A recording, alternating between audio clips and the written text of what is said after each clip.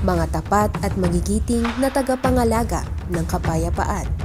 Ang tasking po at mandato ng PNP ay kung ano man po ang mangyari within the community ay gawin ng PNP na maibalik po ang peace and order. May rami na pong circumstances na nangyari na kami po yung nasasaktan. However, meron po kasing maximum tolerance na tinatawag. Nung andun po kami sa Marawi, encounter putok po yan lagi, bomba. Hindi po namin alam kung biglang may mga dumadaan-daan na lang po ng mga bala. Then sa amin po is may na-wounded po kami na kasamahan. May mga namatay po na tropa. Sa episode na ito ng Paninindigan, kilalanin natin ang Gamboa Brothers. Sila ang magkakapatid na alagad ng batas.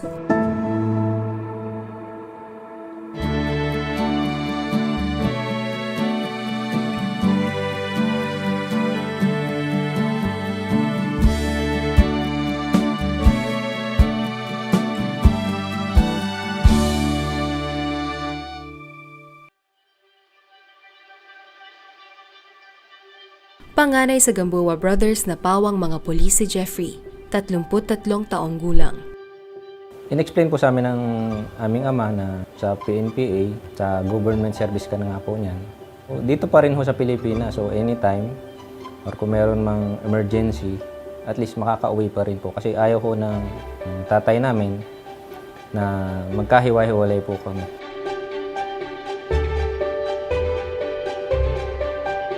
Bilang panganay, malaki ang kanyang impluwensya sa nakababatang kapatid na si Jade Gamboa, 31 taong gulang. Ang una nakapasok po sa amin is yung kuya ko. Pinakita niya po sa amin yung mga videos niya dun sa academy, kagaya nung mga tumatalon sa chopper, tatalon ka sa dagat. Doon po ako nagsimulang ma-inspire kasi adventurous po, gusto kong makita na, kuya, gusto ko yan. Sabi niya, kung gusto mo yan, itry mo sa academy. Ako po kasi, kadete pa lang, gusto ko nang mag-SAF. Iba po yung bearing ng SAF, iba yung disiplina nila, and when it comes to sa operational capabilities, sa tactical capabilities nila, mataas po kasi iba yung training. Hindi pa man nakatatapos sa Philippine National Police Academy si Jade, ay sumunod na sa kanyang yapak ang nakababatang kapatid na si Jim, 29 na taong gulang. Pinaunawa po sa amin na mas magandang nandito kami sa bansang Pilipinas na makapagsilbi dito sa ating bayan sa pamamagitan po ng pagpasok namin sa academy. Hanggang sa silang tatlo ay makapagtapos sa Philippine National Police Academy. Nagtapos po ng Bachelor of Science in Public Safety. Ang unang assignment ko po ay sa Special Action Force po. Member po ako ng PNPA Lacandula Class of 2015. Kung nakapasok po ako sa top 10, so top 5 po ako. Anong una is hindi ko naman po kasi ini-aim na mapunta sa top 10. Kaya lang nung graduation po kasi ni Kuya, sa stage po kasi yung top 10, yung mga parents nyo, nasa gitna po sila. Meron po silang allotted na upuan. Maganda kung nandun sina mama, sina tatang doon sa gitna. So, nag-strive po ako nung mga 4th year na, first class cadets na, para makahabol po sa merit. So, luckily naman po is nakapasok po sa top 5. Iba po yung pakiramdam kasi nakita ko po agad yung parents ko na nandun. And very proud po sila, pati po yung kuya ko.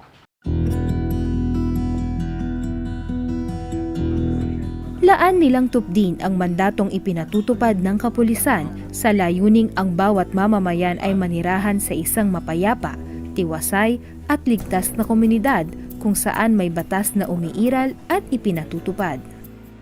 Once na may bagyo po kami na monitor is lagi po kaming may isang team na naka-alert to conduct search and rescue. Naka-standby po kami for any flash floods, baha or may mga nagsitumbahan na puno. So, particularly po nung panahon po na tumama ang bagyong Yolanda taong 2013 sa Leyte, ay isa po ang Philippine National Police sa mga unit na ipinadala po ng ating pamahalaan para po magbigay ng assistance at mag-secure po sa Leyte. Kahit off-duty ka, pag nakita mo po na may nangangailangan ng tulong, lalo na kung alam nila na pulis ka, kailangan mo pong tumulong kasi yun po yung trabaho mo. So, andun po yung self-sacrifice pag pulis ka. Nakahandang magsakripisyo, mapagod, masaktan at madestino saan mang panig ng bansa. Sukdulang manganib ang buhay. Meron din po kaming tinatawag yung due force na sinasabi. Kung ano po yung o kulang pwersa lang na pwedeng gamitin, yun lang po yung ginagamit namin. Wala pong komportabling lugar dun sa nung time ng Marawi Siege. Kung matulog po kami is talagang napakagulo po ng isang area. So doon na po kami matulog, doon na po kami magbabantay hanggang gabi. May tinamaan, hindi mo na mababalik. Wala nang replay na sinasabi namin. Si papa ko po is usually umaga, tatawag po yan. So minsan ayoko po sagutin kasi magbibigay po yun ng pangamba sa kanila bilang magulang. So pag sinagot ko naman po is nakausap ko na lang po sila na masaya ako para hindi po sila mag-alala sa akin. Dedikado sila sa kanilang tungkulin sa bayan. Sa kabila ng may bukod o personal na bagay din silang isinasaalang-alang.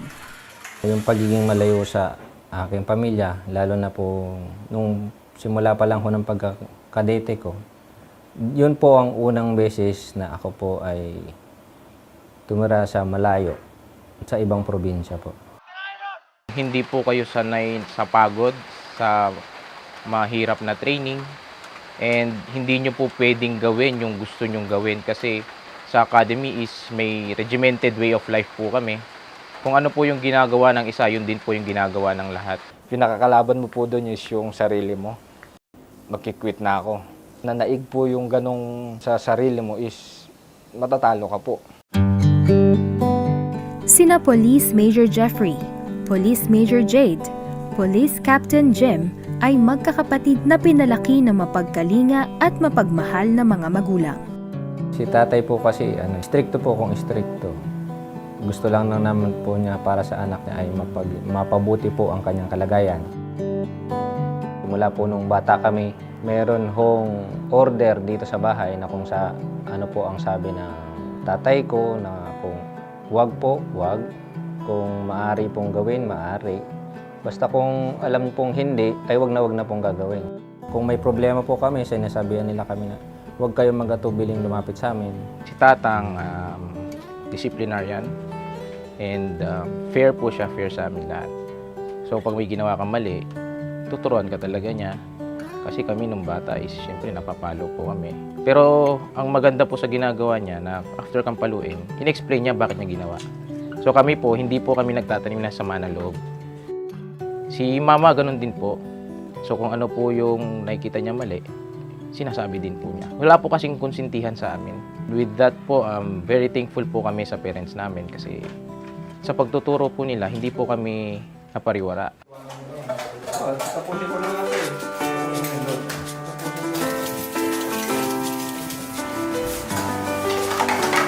Sa bahay po, bagaman may mga ranggo na kami magkakapatid, kami na rin po ang gumagawa ng mga gawaing bahay. Kaya po ng paghuhugas ng plato, pagplansya ng mga damit, pagtutupi. Dahil po doon sa aming bahay is may pinaka po kami doon, general. Ayun po ang aming tatang, si General Angelo Gamboa po. Kung uugatin ang mas malalim na dahilan ng kanilang katapatan, pagiging marangal, may prinsipyo at mabuting mamamayan ay dahil pinalaki silang may banal na takot sa Diyos. Nung kami mga bata pa, lagi ho nila kami sinasama sa kapilya para makadalo po ng pagsamba ng kabataan. At nung maaari na ho kami tumanggap ng tungkulin bilang mga awit sa PNK, sinuportahan ho nila kami at sinabing tumanggap kami ng tungkulin. Tinanim po talaga, tinuro ng aking mga magulang nung hanggang ngayon na paglaki namin. Huwag pong mawawalan ng tiwala sa ating Panginoon Diyos. Laging manalangin sa kabila ng mga pagsubok. Andyan yung Panginoon Diyos para tulungan ka. Maraming pagkakataon na ipinakita nila kung ano ang tunay na prioridad sa kanilang buhay. Hindi sila nagdadalawang isip sa pagpapasya dahil alam nila kung ano ang kanilang paninindigan. Tinitiyak po namin lagi kami makadalo ng pagsamba sapagkat yun po ang nagbibigay sa atin ng lakas. Once na may mga operations po kaming tatamaan ng pagsamba, ako na po ang mag-a-adjust. Maghahanap po ako ng lokal kung saan po pwede makasamba. Kahit po malayo, sabi ko, pagsamba po yan kailangan yan po ang unahin. Paano namin maisisingit sa busy schedule namin yung pagsamba dahil regimented way of life nga po kami. Pinalad naman po kami na pinagtibay po ng pamamahala yung magkaroon ng pagsamba sa loob ng PNPA, sa loob ng academy. Meron pong isang classroom doon. Kami pong mga kadete, kami na po yung mag-aayos ng classroom. May organ na, tapos may mga upuan na. Talagang pagsamba po yung setup. So ang tutupad po doon is mga may tungkulin po sa lokal na imperial. Ang isa pang kahangahangang katangian ng magkakapatid ay ang kanilang pag-iibigan at pagdadamayan. 4 po kami magkakapatid, puro lalaki. Kahit magkakalayo po kaming magkakapatid, hindi ko po nakakalimutan na kamustahin sila kung anong kalagayan nila. Kuya Jeff ko po pinakaseryoso po sa aming magkakapatid. Siya rin po yung minsan na magsasabi kung may napuna siya sa amin, napuna din sa mga kaming kapatid upang mapag-usapan na po namin at hindi na po lumaki yung problema. Ako po yung pinaka magulo, ganun, pinaka jolly. Si Kuya po is more on, Kuya talaga, advice, bibigay po ng advice pag may napansin na mali. Si Jim yung moderator sa amin . Kasi kung kaya niyang bagayan si Kuya, kaya niyang bagayan ako, kaya niyang bagayan yung bunso. Yung bunso naman po namin, si Arky, siya po yung kasi malayo po yung agwat namin. Tinutulungan po talaga namin siya. Hindi naman po to the point na i-spoil siya. Pero pagkausap namin siya minsan is parang natutuwa na po kami basta nandun lang siya. Kung ano yung pangangailangan niya. Kasi hindi na po namin iasa sa mga magulang namin. Kami na po ang tumutulong at sumusuporta dun sa bunso naming kapatid. Bilang magkakapatid, nagtutulungan po talaga kami. Kung may kailangan yung isa, na kahit hindi siya hindi po siya humingi ng tulong, lalapitan namin na kung ano po yung ma-offer namin na tulong, binibigay po namin. Hindi po kami yung naghihilaan pababa, naghihilaan po kami pataas. Abalaman bilang mga opisyal ng PNP ay hindi nila nililimot ang kanilang tungkulin sa Diyos bilang mga Iglesia ni Cristo na ipalaganap ang mga salita ng Diyos. Sa panahon ng pagkakadestino ni Police Major Jeffrey Gamboa sa Basilan bilang company commander, ay nakapag-anyaya siya ng mga kasamahang pulis nang magkaroon ng pamamahayag ng mga salita ng Diyos sa loob ng kampo. Ang ilan sa kanyang mga naanyayahan ay nagpatuloy sa pagsusuri hanggang sa maging kaanib sa Iglesia ni Cristo tulad ni Police Master Sergeant Benito Baguio. Ako po ay dati pong baptist. Ninyayahan ni kapatid na Jeffrey Gamboa na dumalo at sumama sa kanila sa pagsamba nung nasa Rodriguez po kami. Bigla po kaming na-reassign sa ibang lugar doon po sa Calbayog.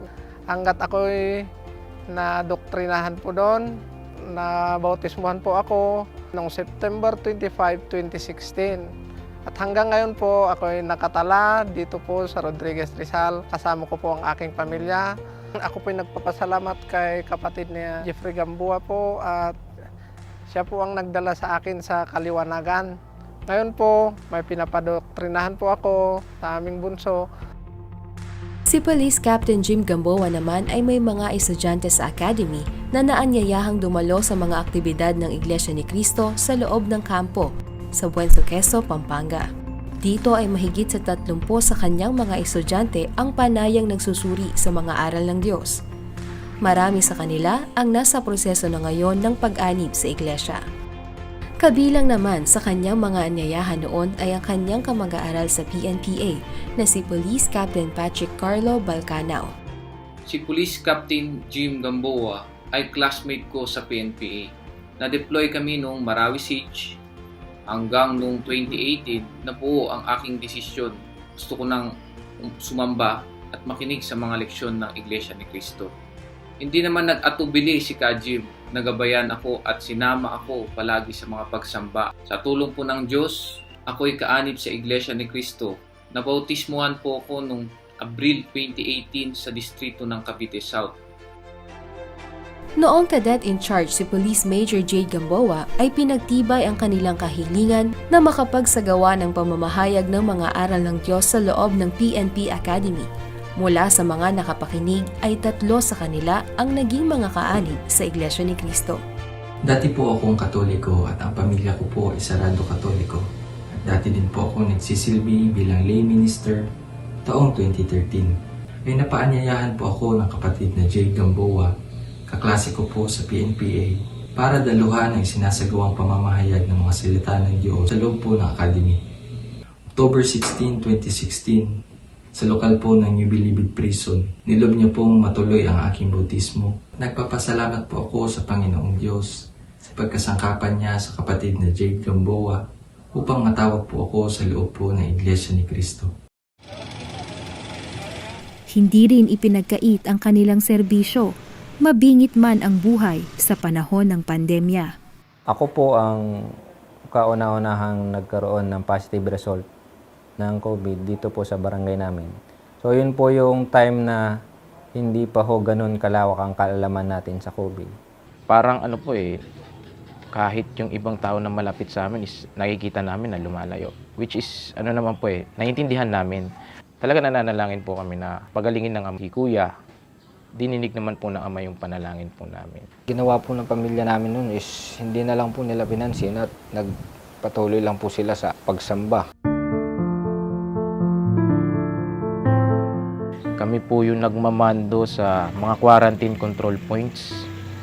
So kami po yung nag-checkpoint dyan. Kung ano man po yung pinapatupad na ordinance ng LGU at ng IATF, kami po yung nagpapatupad. So mahirap din po kasi habang ginagawa mo yung ganong trabaho, hindi mo rin alam baka ikaw mismo is naapektuhan na. Ang PNP po, ini-ensure po niya na lahat ho ng mga kababayan natin ay sumusunod po sa protocol na ipinangyayari ng gobyerno. Saan man makarating ay ibinabalik nila ang pagpapasalamat at pagtanaw ng malaking utang na loob sa kanilang mga magulang dahil sa mga aral ng Diyos na iginabay mula sa kanilang kamusmusan hanggang sa paglaki. Mga aral na hindi nila hihiwalayan sa lahat ng panahon ng kanilang buhay. Nagpapasalamat po ako sa aking mga magulang na simula po ng pagkabata namin hanggang ngayon, hanggang nagkaisip na po kami, patuloy pa rin po nila kaming ginagabayan at pinagpapayuhan. Taglay-taglay po namin yung mga in-instill sa amin na values, pati po yung pananampalataya na pinasa po nila sa amin. Salamat po sa pagpapalaki sa amin ng tama. Ramdam po namin na ang pagmamahal ng isang magulang. Salamat po at andyan po kayo na gumagabay sa amin. Andito lang kaming mga anak nila. Mahal na mahal po namin sila. Lagi po namin sinasama sa panalangin na ibiyaya pa po sila ng Panginoon Diyos sa amin. Sumasampalataya po kami na ang mga itinuro po namin mga magulang ay galing po sa ating pamamahala at lalo na po sa ating Panginoong Diyos. Kahit magkaroon man po ng lahat kami may mga sari-sariling pamilya na bilang panganay, sisiguraduhin ko po na mapapanatili po namin ang pagmamalasakitan at pag-ibigang magkakapatid. Nag-iwan ng ilang gabay ang magkakapatid na kadete para sa mga kabataan. Focus muna po sa pag-aaral. Magkaroon lang po tayo ng priority at susunod naman na po ayun. Sa mga kabataan po nag-aspire, wag niyo pong ililimit yung sarili nyo. Maniwala po kayo sa kakayahan nyo at lalong magtiwala sa magagawa ng Panginoong Diyos. Sumunod po kayo sa mga magulang nyo. Huwag po kayong magbibigay ng kahapisan sa kanila. Huwag kayong lalayo doon sa mga values, lalong-lalo na sa mga aral ng Diyos na tinuturo sa atin sa loob ng Iglesia ni Cristo. Ang mga kautusan ng Diyos na itinuturo ng kapatid na Eduardo V. Manalo sa iglesia ang naging unang sandata nila sa pakikipagdigma sa karahasan. Ang mga aral na itinuturo ng pamamahala ang nagpalakas sa kanila sa tuwing may kalungkutan o kung sila man ay nasa gitna ng panganib o nasa bingit ng kamatayan. Maraming salamat po sa pangunguna nyo sa buong iglesia at lagi po sana kayong gabayan ng ating Ama. At kung ano man po ang aktibidad na inyong inilulunsad, lagi po kami makikipagkaisa. Mahal na mahal po namin kayo. Kami po ay nangangako na magiging kaisa nyo po kami lagi sa inyong mga adhikain at nawa po ay tulungan po kayo at patuloy kayong pagpalain ng ating Ama. Salamat po sa patuloy po na pagmamalasakit, pagtuturo po sa amin. Ito pong salita ng Diyos na inyong pinapaabot po sa amin. Siya po ay nagiging saligan po namin sa araw-araw namin pamumuhay na kahit ano pong masagupan ng bawat isa sa amin is patuloy po kaming maninindigan sa aming pagka-Iglesia ni Cristo. Sila'y mga bayaning handang humarap sa bangis ng kapaligiran, sa ligalig ng lipunan at malabis na kalungkutan. Ngunit una sa lahat, handa silang ialay sa Diyos ang lakas at buhay na tinamo anuman ang mangyari sa unahan ng kanilang paglalakbay. Wala pong panghihinayang sa akin na maging isang alagad ng batas sapagkat masampalataya po kung ito po yung itinulot ng Diyos na maging profesyon ko. Sa mga pagpapanata ko po sa ating Panginoong Diyos, hinihiling ko po na lagi akong samahan sa lahat ng sandali ng aking buhay upang may taguyod ko po ang aking kahalalan, lalo na po ngayon na nagsisimula pa lamang po akong bumuo ng aking pamilya. Ano man po ang mga pagsubok na daanan ko at ng aking asawa, ay mapagtagumpayan po namin at lalo po namin mabigyan ng kalulahatian ng ating Panginoong Diyos. Kami po ay naninindigan na kahit saan po kaming dako mapunta o madestino, kami po ay patuloy na makikipagkaisa sa pagpapalaganap ng mga utos ng Diyos upang kami po ay makapagbunga na sagana, magbigay po ng kaluguran sa ating Panginoon Diyos. Darating din po yung pagkakataon na aangat pa po sa aming mga kasalukuyang trabaho. Hindi po namin gagamitin yung aming pagka-Iglesia ni Cristo sa aming sariling kapakanan.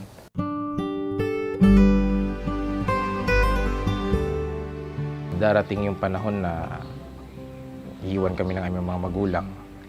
Pero dahil naging matibay po yung pundasyon namin, yung pananampalataya namin, masasabi namin na bilang magkakapatid sa laman pati sa pananampalataya, hindi po kami lalayo sa aral ng Panginoong Diyos. Mananatili po kami sa pagsunod at nakakatiyak po kami na ano man po ang mangyari, magkakasama po kami humaharap sa mga pagsubok, sa ligaya, sa hirap. Magkakapatid po kami na tatapusin po namin ang aming takbuhin. Kung dumating man po ang panahon na kung sino man sa amin pagpahingahin na po ng ating Ama, titiyakin ko po na kami maninindigan na maging mga mabuting mga alagad ng ating Panginoong Diyos. At hindi po kami hihiwalay sa aming kahalalan. Mananatili po kaming mga Iglesia ni Cristo.